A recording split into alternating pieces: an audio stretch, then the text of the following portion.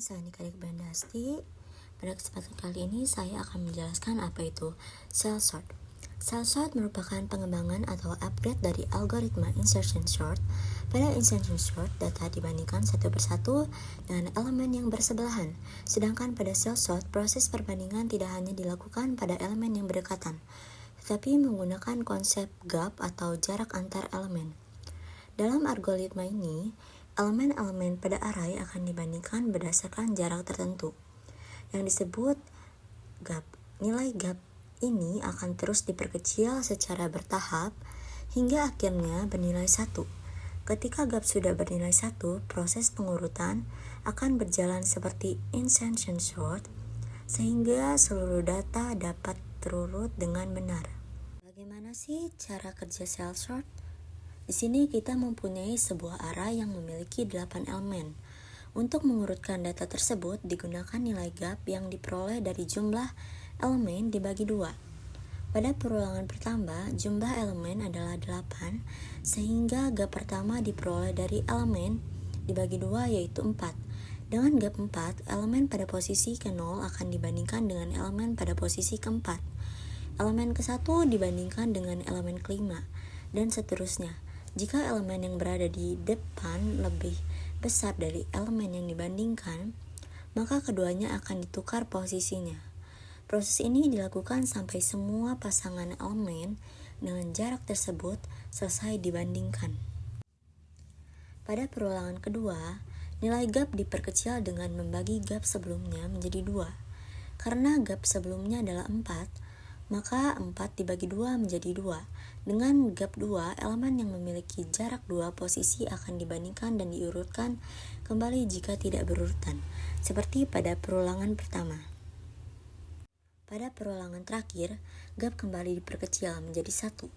Pada tahap ini, proses pengurutan berjalan seperti insertion sort, yaitu dibandingkan elemen yang bersebelahan sampai seluruh data benar-benar terurut. Nah, sekarang implementasi cell sort pada Python. Implementasi penggunaan cell sort. Karena itu kita akan membuat Nah, di sini kita akan membuat implementasi penggunaan cell sort. Karena itu kita akan membuat variabel berisi array yang akan kita urutkan.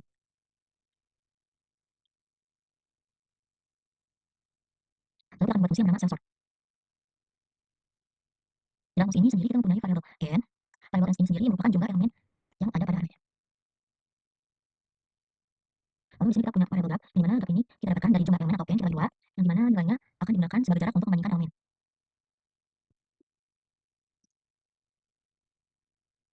Nah, di sini kita akan membuat ulangan, di mana ulangan ini sendiri akan terus berjalan selama gapnya itu lebih dari 0.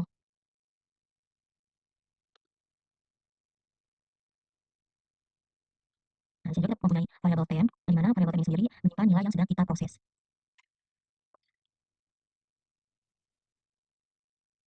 Lalu kita punya variabel j, di mana variabel j ini sendiri menyimpan posisi indeks. Dan sekarang kita akan membandingkan elemen yang tadi kita sudah masukkan ke temp dengan elemen yang berjarak sesuai gap yang tadi kita dapatkan.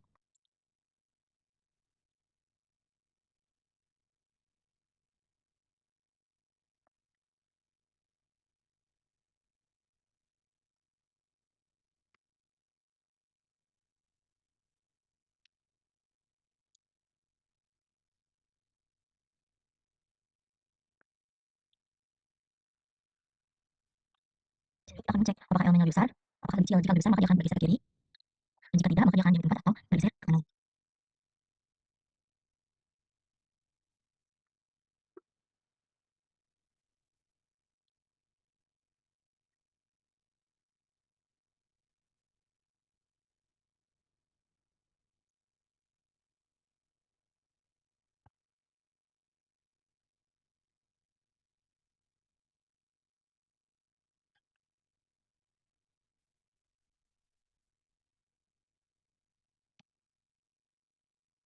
Gap ini sendiri akan terus diperkecil sampai menjadi atau bernilai 1.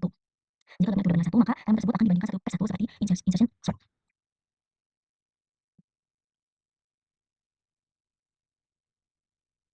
Sekarang kita ambil fungsinya. Tampilkan data yang telah diurutkan.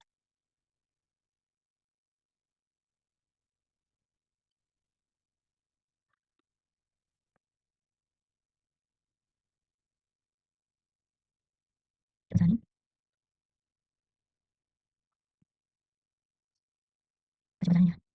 Nah, argumen terburuk.